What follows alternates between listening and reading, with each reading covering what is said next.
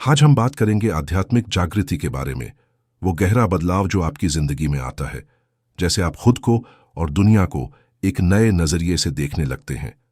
ये एक ऐसा अनुभव है जो अचानक या धीरे धीरे आ सकता है, लेकिन जब आता है तो सब कुछ बदल जाता है। आध्यात्मिक जागृति हर किसी के लिए एक अनोखी यात्रा है। ये कोई सीधी रेखा नहीं, बल्कि डीएनए की तरह सर्पिलाकार है।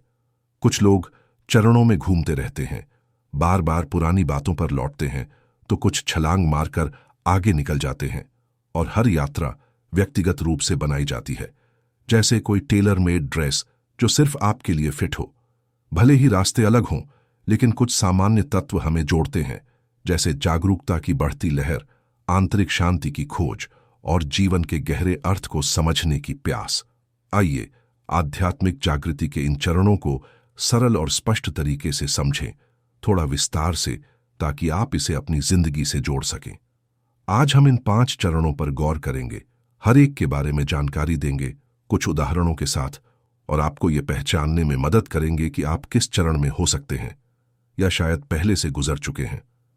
इस आध्यात्मिक जागृति की यात्रा के शुरुआती चरण में व्यक्ति अहंकार की दुनिया में गहरे डूबा होता है। ये वो स्थिति है जहां विचार और भावनाएं बिना जागरूकता के हावी रहती हैं, जैसे कोई ऑटो पायलट मोड में जी रहा हो। व्यक्ति इन विचारों और भावनाओं से इतना जुड़ जाता है कि उन्हें अपना हिस्सा मान लेता है, जैसे मैं गुस्सैल हूं या मैं हमेशा दुखी रहता हूं।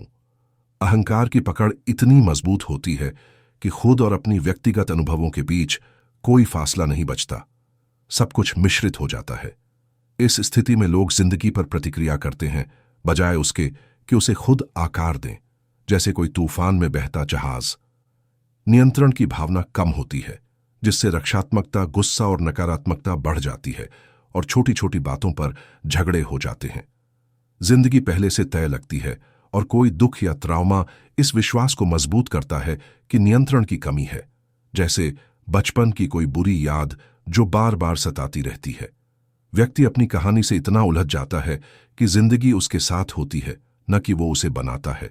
इस चरण में दूसरों को साफ देखना मुश्किल होता है, क्योंकि सब कुछ अपनी अनुभवों और कल्पनाओं के चश्मे से देखा जाता है, जैसे कोई रंगीन ग्लासेस लगाकर दुनिया देख रहा हो। ये अस्पष्टता दूसरों को समझने में बाधा डालती है और दुनिया का नजरिया टेढ़ा मेढ़ा हो जाता है, जिससे रिश्ते भी प्रभावित होते हैं। ये अचेतन चरण अहंकार से गहरी उलझन की विशेषता है, जो खुद और बाहरी दुनिया के बीच की रेखाओं को धुंधला कर देता है।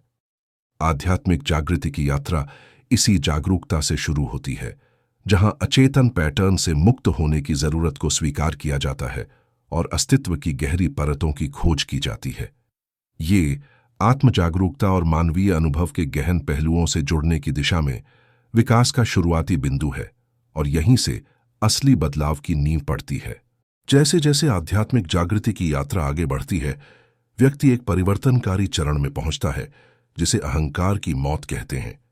ये चरण अहंकार का गहरा विघटन है, वो व्यक्तिगत स्व जो पहचान और नजरिए को आकार देता है, और ये प्रक्रिया काफी दर्दनाक लेकिन जरूरी हो सकती है। ये वो प्रक्रिया है जहां लिंग, उम्र, नस्ल और विश्वासों जैसे लेबलों से बनी पहचान टूटती है, जैसे कोई पुरानी दीवार गिर रही हो। अहंकार की मौत कोई शारीरिक मौत नहीं, बल्कि खुद के बारे में कसकर पकड़े विश्वासों का विघटन है, और ये अक्सर किसी बड़े जीवन संकट से ट्रिगर होता है, जैसे नौकरी छूटना या कोई करीबी का जाना। व्यक्ति ये समझता है कि अहंकार, वो कहानी जो वो खुद को सुनाता रहा है, उसका असली सार नहीं है, बल्कि एक बनावटी परत है। जीवन, ईश्वर और धर्म के बारे में बने सारे विचार और अवधारणाएं मिट जाती हैं, जिससे खालीपन और अलगाव की भावना आती है, जैसे सब कुछ शून्य हो गया हो। इस अहंकार को छीनने से एक आंतरिक स्थान उभरता है, व्यक्तिगत स्व और पर्यवेक्षक स्व के बीच का फासला, और ये पहली बार महसूस होता है कि आप विचारों से अलग हैं। अचेतन चरण में ये पर्यवेक्षक स्व छिपा होता है, लेकिन अब वो साफ दिखने लगता है, जैसे कोई पर्दा हट गया हो। व्यक्ति समझने लगता है कि वो सिर्फ अहंकार से जुड़े विचार, भावनाएं और पहचान नहीं है, बल्कि कुछ बड़ा और शाश्वत है।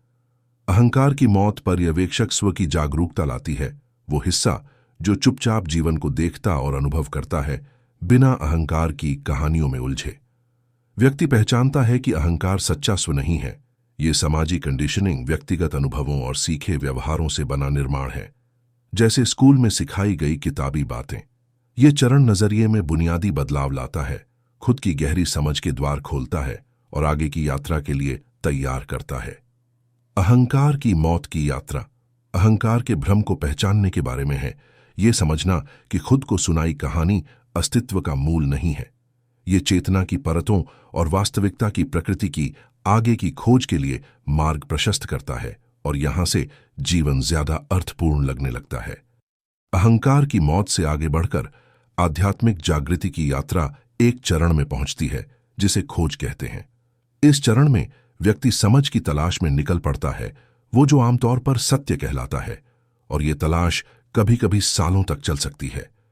खोज में अस्तित्व के गहरे सवालों की पड़ताल होती है, खुद के अस्तित्व के रहस्यों को सुलझाने की इच्छा, जैसे मैं कौन हूं या इस ब्रह्मांड का उद्देश्य क्या है। खोज के चरण में व्यक्ति मार्गदर्शन के लिए विभिन्न स्रोतों की ओर मुड़ता है, जैसे किताबें, पॉडकास्ट या ऑनलाइन फोरम। वो आध्यात्मिक किताबें पढ़ते हैं, आध्यात्मिक शिक्षकों से ज्ञान लेते हैं और गहन विचारों वाली वीडियो में डूब जाते हैं। दिन रात इसी में लगे रहते हैं। इस तलाश के पीछे की प्रेरणा खुद को समझने की सच्ची इच्छा है। क्यों जन्म हुआ, जीवन का अर्थ क्या है और ईश्वर की प्रकृति क्या है, और ये सवाल रातों की नींद उड़ा देते हैं। ये खोज सिर्फ बौद्धिक नहीं, बल्कि दिल से की जाती है, स्पष्टता और उद्देश्य की सच्ची लालसा से प्रेरित, जैसे कोई प्यासा पानी की तलाश में भटक रहा हो। व्यक्ति ध्यान, चिंतन, प्रार्थना या चैनलिंग जैसी आध्यात्मिक प्रथाओं में लग जाता है, ऊंची समझ से जुड़ने की आंतरिक आग्रह से, और कभी कभी योग या ध्यान शिविरों में शामिल होते हैं। इस चरण में गुजरते हुए व्यक्ति उन आध्यात्मिक शिक्षाओं में शांति पाते हैं जो उनकी बढ़ती जागरूकता से मेल खाती हैं। जैसे कोई किताब पढ़कर अचानक सब समझ आ जाए। पढ़ना ज्ञानोदय का रास्ता बन जाता है। हर अंतर्दृष्टि हल्कापन और जुड़ाव की भावना लाती है, और नए दोस्त या कम्युनिटी मिलती हैं जो इसी रास्ते पर हैं। ये चरण खुद और ब्रह्मांड की उभरती समझ से मेल खाने वाले ज्ञान को ग्रहण करने की उत्सुकता से चिह्नित है, और यहां गलतियां भी होती हैं, लेकिन वो सीख बन जाती हैं। जैसे जैसे आध्यात्मिक जागृति की यात्रा आगे बढ़ती है, व्यक्ति एक महत्वपूर्ण मोड़ पर पहुंचता है जहां सच्चे स्व का उदय होता है। ये चरण दिखावे से दूर जाने और अपनी असली प्रकृति को जानबूझकर स्वीकार करने की विशेषता है, और ये वो समय है जब आप खुद से कहते हैं, अब और नहीं छुपूंगा। सच्चे स्व के उदय में व्यक्ति वो बिंदु पहुंचता है जहां दुनिया को दिखाया मुखौटा टूटने लगता है, जैसे कोई पुराना कपड़ा फट रहा हो।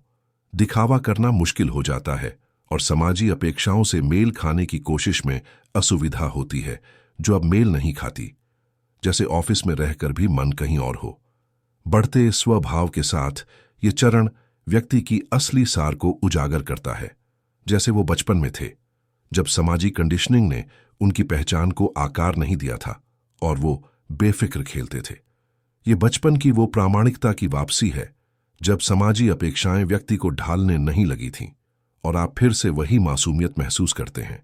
इस चरण में क्या वाकई आंतरिक स्व से मेल खाता है, उसकी जागरूकता बढ़ती है और आप छोटी छोटी चीजों में फर्क महसूस करने लगते हैं।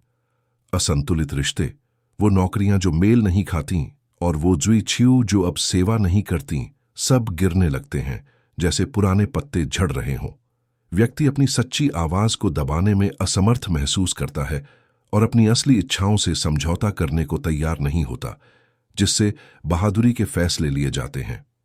कई मामलों में ये चरण बड़े जीवन परिवर्तनों को लाता है, जैसे शहर बदलना या नया करियर शुरू करना। नौकरियां छूट सकती हैं, रिश्तों का पुनर्मूल्यांकन हो सकता है और रहन सहन बदल सकता है ताकि उभरती प्रामाणिकता से मेल खाए, और ये बदलाव डरावने लेकिन मुक्तिदायक होते हैं। ये अवधि उथल पुथल से भरी हो सकती है, क्योंकि पुरानी ऊर्जा जो अब मेल नहीं खाती छूट जाती है, नई ऊर्जा के लिए जगह बनाती है, और दोस्तों का सर्कल भी बदल जाता है।